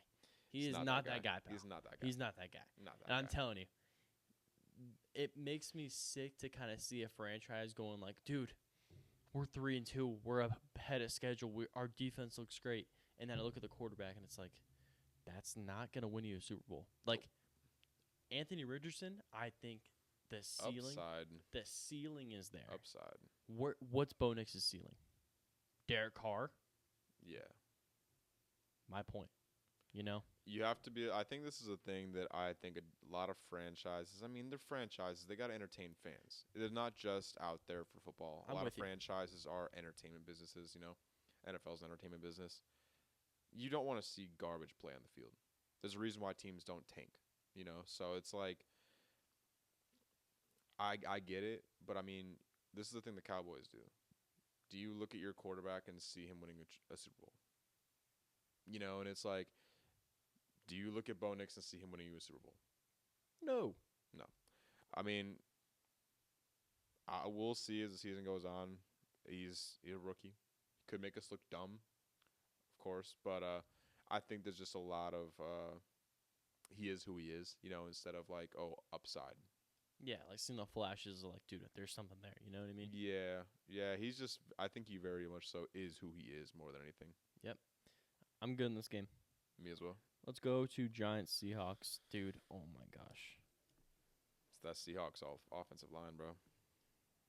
You're talking about it. I'll let you take the reins on this. Yeah, I mean, it's just like there was a 6.5-point spread coming into the game, and I've been talking about the Seahawks team. They're getting too much cred for getting wins against soft teams early on. You know, I think this is a team that's more like reloading a little bit and kind of trying to find their identity under a new coach rather than this team is just loaded and, like, let's go win the division right now. They're going to have a lot of losses like this, you know, where it's like, on paper, better team, no Malik Neighbors for the Giants, and they still lose? Yeah. You know, it's like this Giants team is impressive, but the Seahawks offensive line is going to be a problem all season long. And it's just, man, that defense kind of looks slow. You know, like you're seeing Tyrone Tracy take runs and just, like, no one's tracking him down from behind. I mean, it's just Daniel Jones is dancing. This defense is not flying around like the speed they should have given some of the guys they've drafted. So I think this defense is kind of reloading and finding their identity. I think they're a year away from being, like, really good. Yeah. A new head coach, new team, bringing in his new style of ball he wants to do. He's done a good job winning games early, but this is a team that's going to struggle in a lot of games because of the offensive line. And credit to the Giants for just playing how their formula to win games. You know, like they're a very complimentary team. Hey, there we go. Got good front seven. They play off bad offensive lines. They're going to eat. Yep. You know, Dexter Lawrence is legit. Dude's fun. He's fun to watch, man. Yeah, he's funny. defense, that team feeds off his energy too, which I love. But I feed off it. I don't even fucking play it. yeah. I think he's hilarious. But I mean, it's just this Giants offense. They play fundamental football, which is coaching. Shout out Brian Dable. Same thing that Sean Payton's doing with the Broncos. Lack of negative plays. Staying ahead of the chains. Time of possession. Daniel Jones using his legs to convert a little bit. Wan'Dale Robinson in the quick game. Not getting downfield, not making a lot of guys miss, keeping them ahead of the chains. Like, they're literally using it as an extension of the run game to control time of possession, and they just dominated that this game, And It's like, when you're doing that, and then you're playing a Seahawks team that's got a bad O-line, they're going, man, we finally get on the field. We got to do something with this instead of just let's put together a drive. Yeah. They're like, we got to put the ball in the end zone because we're not getting many opportunities. Now you're putting pressure on the other team to feel like they have to score. It's an illusion. It's football. This is what good teams do and good, well-coached teams do. But then you're starting to pass. You're getting away from the run, and now you got a bad O-line, and now you're missing throws, DK fumbling, and it's just you lose a game. You lose a game you probably should win on paper, especially with Malik Neighbors out. You could not have just said it better. I will give – that is the best way to describe this Giants team. I'm going to add on to it. No. Just making the other team feel a sense of urgency. It's an illusion. Yeah, sense of urgency and over-eager to go and put the ball in the end zone, where the Giants are like, dude, we're staying within ourselves. We're going to march down the field. We're going to take 8 minutes off the clock. Take what the defense is giving you. And we're going to kick a field goal, right? And you guys are going to go out there, and you guys are going to force the play. Yeah. Our defensive line is going to get after you. Yep. You score a touchdown. That's cool. We're going to go down, and we're going to put another 8-minute drive. And then we score a touchdown. It's frustrating for opposing teams when they're just sitting on the sideline all game. They feel like they got to do something when they get on the field. It's an illusion. It's an illusion, and for fantasy owners like myself who had Kenny, I'm guessing people who had DK, anyone that you had on the Seahawks offense, when your player is not on the field given, there was a defensive touchdown, I get it, but still, the Seahawks offense didn't step on the field until 14 minutes and 29 seconds left in the second quarter. They were not on the field for the first quarter. Think about that. The Giants stole an entire quarter. When's the last time that's happened? I mean, when is the last time I would love to know the stats. They end up tying it up 7-7. Exactly. But I mean, it's just the time of possession and the pressure you're putting on opposing teams by making them feel like they have to do something every time they get the ball. Exactly. It's fundamental football. Yep. I love to see it. I honestly think that's I love good football. That's good football. Yeah. Very good football. Makes me sick that Daniel Jones is the quarterback. But he's doing his thing. He's playing well. He's doing his thing. He's staying, like you said, staying within himself. Yeah. And he's not doing too much. He's using his legs when he needs to. Exactly. He's throwing the ball down the field. He's kind of chucking into coverage. Don't want to do that. Nope. When you're staying within yourself and you're just converting, moving, staying ahead of the sticks, getting the offense down the field, time of possession, he's doing a good job of that. He's using his legs, moving in the pocket. He's efficient. He's playing efficient football right now. Efficient. Let's move on. Packers-Rams. Packers. Jordan Love, man. What's going on over there? I'm not gonna lie. We saw Matt LaFleur come to the Packers, and we saw the transformation that Aaron Rodgers made under Matt LaFleur. Back-to-back MVPs. First season was a little rough. Needed to buy into the offense. And then you see Jordan Love go through his first season with Matt LaFleur. First half of the season, sus. He's like he's having a lot of clumsy plays, and it's just, we're not really sure what to think of him throwing the ball to defense. And then he goes on a run, and now people are just bought in. The Packers are paying him, and it's like, okay. I think Jordan Love's a good QB. I think that he throws the ball to the defense, though. I think he's got some Jameis and some Will Levis in him. And I think that that's, with some of the deficiencies that they have at skill position with their whole draft and develop mindset, I think this is a tendency, not just like a streak of bad play we're seeing from Jordan Love. I think that this is who he is in a way to where he will throw the ball to the defense. Is he going to thread the needle to Jaden Reed down the field every once in a while? Yeah. Is he going to sling it to, what's his name, Dontavian Wicks, and Wicks is going to drop it? Yeah. So it's like this whole draft and develop thing is going to ruin this Packers season. Josh Jacobs had a good game. Yeah. Bad defensive front right now for the Rams. They moved the ball against, did what they were supposed to do. But Jordan Love not protecting the ball with some of the deficiencies they have at skill positions, I'm really concerned about this Packers team in terms of outlook, on the season. Do you know who Theo Ash is? Theo Ash? He's a TikToker who is a Packers fan that ranked the Packers as the number 1 team in the NFC going into this year. He said he's a Packers fan, enough said. He's on he works for a Pro Football Network. He's Pro Football Network's TikTok guy. So Adam Rank used to do the same thing with the Bears, though. Put it all aside. Oh, man, that guy was such an asshole. He was delusional. I think I'm 100% with you. I think if we're giving people... This ain't just a streak. This is a tendency. I'm with you. And I was watching the game thinking the same thing that you're thinking. I'm glad we agree on this because Jordan Love is maybe getting paid like an A-level quarterback. Yeah. He, I think, in talent and in a worse system is maybe like a B-minus type of player if we're going on letter grades. Yeah. I think he's above average, but he's not worth what they paid him. He's not worth what they paid him. I think they got a little ahead of themselves and tried to pay and project with what you got over there. $220 million. Yeah. 4 years, $220. Oh, I know. I know he's getting 55. Insane. Yeah, he's getting 55. He's getting the top of the food chain type of money. And, they saw the streak. They saw a lot of the Rodgers type of mannerisms in play, and they tried to project and anticipate.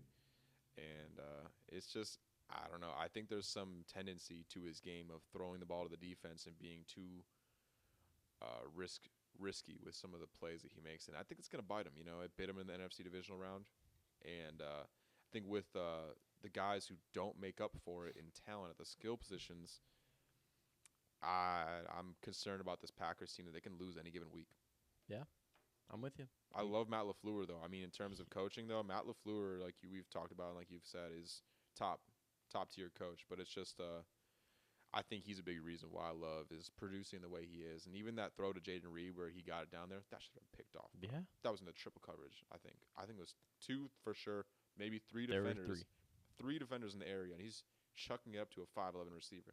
That's like what Kyler Murray did in week 1, chucking it up to Dortch. It's like risk, knowing when to take a risk. Yeah, Jaden Reed's a baller. Jaden Reed is a baller, but it's just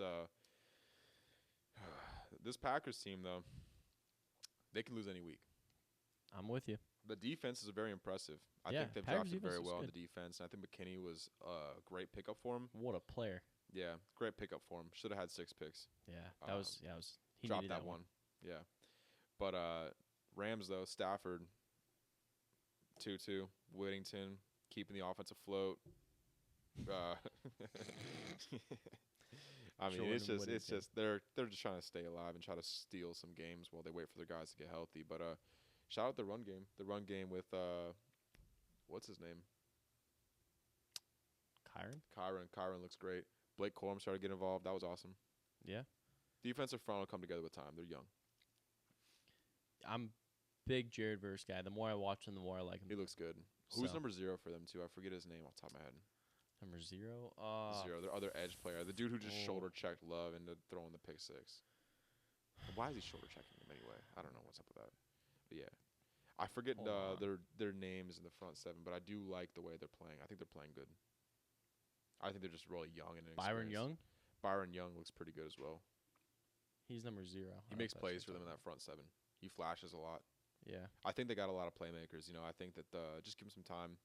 Hopefully by down the stretch, they can be a team that comes together with some momentum going into the following season. Yeah. Came out of Tennessee. The Tennessee defense is no joke, too, this year, too. So had a friend who was telling me about that. Yeah. Tennessee defense? Yeah. Ooh, man. They are a problem. Yeah. They got a bunch of dogs over there. Anyways, I'm good with this game. Let's go Cowboys Steelers. After a long hour and a half wait or something like that, it was insane. I was Me and at my work. girl were watching some Practical Jokers while waiting for that. That was hilarious. Watched some good stuff with that. I was But, at work, and I was just yeah. like, dude, I got to kill time. Please start. Please. Yeah, there was a long wait for this game to start, but it started eventually. And, I mean, I credit all the Steelers fans who stayed there till, like, damn near 1 a.m. to watch the game end. So, is Justin Fields Black Daniel Jones?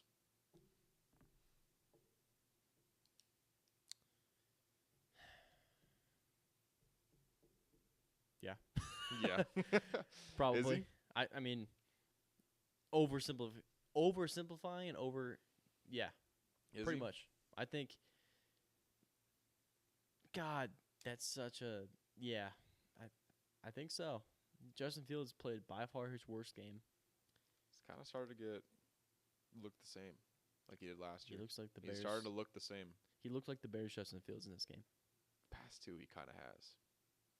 Yeah, last Given week. given until the fourth quarter last week. I mean, what happened to his rushing threat? Like that 2021 season where he just took off and was blowing by defenses. Not just blowing by defenses, but confident, instinctual, making guys miss in the open field, confidently taking off and knowing when to go. It's gone. Like, what happened? I don't know what happened to his rushing threat, but he's just not the same player he was 2-3 years ago. And it's like, I don't know. It's all mental. You know, it's like there's nothing physically that's different about him. He is the exact same player, but he's just clumsy. He's tentative. He steps up into pressure. He doesn't have a good feel in the pocket. It's when he's pushing the ball downfield, he's not confidently doing it. It's just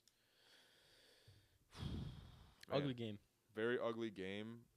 In a game against a defense with the Cowboys where their entire deep thing that makes their defense imposing and fear, like puts fear into teams, was not there. Micah Parsons and DeMarcus Lawrence are both out, and I didn't know Cordell Patterson was going to be out, but I mean Najee, dude, like they couldn't stay on the field. They kept letting the Cowboys take the ball down the field and time of possession control the clock, and it's just, dude, they got dominated this game, really. Like, I know the score was up at the end, but this game should not have been what the score was. The Cowboys really dominated in this game. I do kind of wonder with the defense. Like, this is what I was kind of mentioning earlier, is like when there's a bunch of guys that nobody knows about, how much does that just like kind of mess with players, like opposing players, like offenses' heads to where they don't know how to attack these guys? They don't know who they are. You know, like how much does that do that? I kind of wonder. I'm gonna factor that into some picks going like down the stretch of the season, maybe. But yeah, the Steelers got dominated this game though, really, from start to finish. Yeah, it's a huge red flag for him. You said Mike Massive red Parsons flag. and Lawrence are out, and they still can't get anything going. It's just No. like It felt like it was a lot of Justin though too. I know they don't have a lot of weapons, but I mean, he just doesn't take off. He like that rushing threat. It's gone. You know, it's like that was the biggest thing about his game that like gave him a baseline of production was his rushing ability, and it's just not there anymore. Yeah. The thing is, though, is we are a fourth down stop away from the Steelers winning this game. And that's just, like, the reality of it. Dak did not play good. Was it 2 picks in the red zone or Yeah. and a missed field goal? 2 turnovers in the red zone and a missed field goal. Yeah. It's brutal to watch the Cowboys play. I've been Really? I've been talking about like someone else stepping up besides CD. I mean, Jalen Tolbert stepping up, like he just looks like a hell of a player. As a number 2 receiver is insane for one of the most valuable franchises in sports in general. Like Jalen Tolbert, dude, I'd be so down. I'm on my fantasy team. They shouldn't have traded Amari Cooper. Yeah, Jalen Tolbert led the team in receiving. Oh man, Think about that. like Dak and CD, they're just like they're fighting on the sideline a little bit. Yes, Like bro. it's just, I don't know, something ain't right with this Cowboys team, but something ain't right with this Steelers team either. This is This is just an ugly game. Maybe I mean it was a very late game. that has You something know, to do with it too. there's also like they were playing at like 11 at night, damn near. So it's like I can't imagine going out at 11 at night and playing a football game. Yeah. So it's like there's some other factors. I'm just very concerned with Justin's like baseline of rushing though being gone. Rico Dowdle was just doing whatever he wanted. No one was stopping him in the backfield. No tackles for loss. Yeah. Staying ahead of the sticks, just easy moving the ball downfield all game for the Cowboys. Yep. Dak's completion percentage too, dude. Like he's just taking what the defense is giving him, moving the ball up and down the field like every game right now. It feels like Kinda. Until he throws a dumbass pick and you're like, Dak, what the fuck was that, dude? But in terms of moving the ball, he's moving the ball, and it's just about can they continue to find ways to put the ball in the end zone. Yeah. Efficiency in the red zone is the biggest problem for them. Red zone efficiency, big time. I'm good with this game. I don't want to talk about it anymore. Yeah. Yeah. Are you good? Yeah. I mean, it's just the Steelers team. Like the rushing, if they can't run the ball, they're toast. Word. I'm Word. with you. Saints Chiefs. Your big upset of the week. Saints are going to beat the Chiefs on Monday Night Football. I swear to God. I wanted it to happen because I wanted to see Devontae with the Saints team, bro. I wanted to see it so bad. But biggest thing I got with this game, I am 0-3 picking against the Chiefs in primetime football. I'm telling you, bro. I've been trying to tell you. Every primetime game the Chiefs have had this season, I've picked against them. And, hey, I mean, you're up on me in picks. I wonder why. Well, 3 of them is that, bro. Yep. I'm telling you. You cannot bet against them. Yep. Yeah, you know better. I don't. Maybe I'll learn my lesson next time. Maybe I won't. We'll see. Hey, November 4th, you have a chance to bounce back. They play the Bucs. We're going Bucs. Fair? Yeah. I mean, man, it's just the Saints injuries, dude. They just deflating. So deflating. I mean, just this the way the game started, dude. Just keeping the drive alive on that 4th down, and then Carr faces a little bit of pressure and just chucks the ball up. Freaks the fuck out. Chucks the ball up, like, into double coverage to Rashid Shaheed. It's not Michael Thomas. This is not Devontae Adams. This is not Randy Moss. This is Rashid Shaheed. And it's like, I like Rashid Shaheed as a deep threat. Contested catch guy? Oh, yeah, you're replaying the play. I mean, it's just, I don't even want to see it, dude. I don't even want to see it, bro. That made me so mad. I was so mad. I was like, I could not believe that he just did that. Like, to start the game, just immediately, just like shitting down your leg like that. Like, I can't believe it. Just throw the ball out of bounds. Like, you don't need to. When I was watching this game, you were asking me what I felt of Derek Carr. Mm-hmm. And watching Derek Carr play football, I felt the same way I used to feel watching Jay Cutler play football, where it's like he's just a disaster waiting to happen. You're hanging on by a thread, hoping that he puts together a drive or something crazy happens and they score. But every drive, you're on the edge of your seat, like, please don't F this up. Yeah. And it's like, it's just how it feels watching him, and it's like, man, especially with the O-line injuries, Taysom not being out there, and they're not getting Devontae now. So it's just so deflating, man. Yeah. We'll see where the season ends up for the Saints, but I mean, I sent you a thing about how Juju and Kareem Hunt had the best games they've had since 2020. Yep. I mean, yeah. Kareem Hunt came off his couch and got 27 carries. Oh, 27? Think about that. I didn't know it was 27. Kareem Hunt was on his couch watching Sunday Night Football about 2 weeks ago. And I mean, especially after seeing that kid 42 fumble again, you can't put him out there. Yep. This game should have been close. It shouldn't have been. And all the fantasy owners that are like, dude, do I pick Steele or P. Ryan? Neither. You pick up the free agent that they signed, and now they're giving the ball damn near 30 times. So. Hey, you got P. Ryan, though. Fuck that. I dropped that boy. I saw you have P. Ryan. Yeah, that's why I'm talking about it, because I feel man. it. Yeah. Juju led the team in receiving. Yep. 130. He fills the Rashee Rice role. What? He fills the Rashee Rice role. I mean, Rashee Rice last year, he was just their intermediate guy. They would make tough catches. And Rashee Rice this year, though, was a different guy. That's Rashee Rice looked different this year. He looked like a high-end wide receiver. He looked more athletic. He looked like he had more like shake in his routes, and he looked faster. Yep. I mean, in terms of like what Rashee did last year, Juju's gonna fill that role while we can. Yeah. We'll see. 5-0 Chiefs. Puke. Let's go, dude. Puke. Chiefs. Who do the Chiefs got next week? Let's see. Oh, the Niners. In San Fran. Interesting game. Hey, who gives a fuck? Honestly, Oh, fuck the jeez. pocket. We're Fuck. done. No. I'm so salty about this game though. I mean, I had so much optimism about the Saints and them being able to turn their season around and like stop the slide. And yeah, they're just Carr's gonna be out weeks now. Hayner looked good at the end. Kinda. I mean, it made some good throws, Yeah. kinda. Drop. But that O line though, dude. Oh my gosh. Put Spencer Rattler in. I'm telling you. I'd like to see Spencer. See what you got in him. I mean, if you trade for Devontae, at least he's got like weapons, you know. But hey, I don't think that's happening anymore. Yeah. Damn, man, I'm so hurt about this one. To bring I the wanted mood to up, I wanted to see the Saints like go all in, you know. Like this team is so veteran, and just see all the old guys like get one more shot. I wanted to see it, but you know, I'll bring the mood man, up. I went 11-3 in my picks this week. You went 9-5. We are on the come up with picks. we're dialed man. in. We are. We're dialed in. All time since we've been tracking since week 2. No, So you're on it, bro. 37-25 for me, which after a 7-9 That's and way 8-8 that's start. yeah. Oh yeah. I've gone 11-5 last week and 11-3 this week. Oh yeah. You got So- 11 back-to-back weeks. 11 win back-to-back weeks. Fire. You're cooking, bro. Trying, man. I'm trying. Just gotta stop betting against the Giants. Yeah.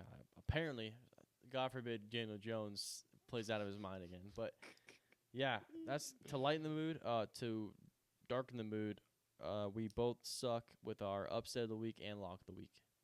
Yeah. Both of them have been hit. My Yeah. upset of the week I thought was for sure happening. Which one? Seahawks was my lock. Well, your lock. Yeah, your lock was the Seahawks My game. upset was I the thought that was Bengals. a weird game. Upset was the Bengals. Ooh. I mean, it almost happened. Womp womp. But that stings. That stings. Saints was your upset of the week. Brutal.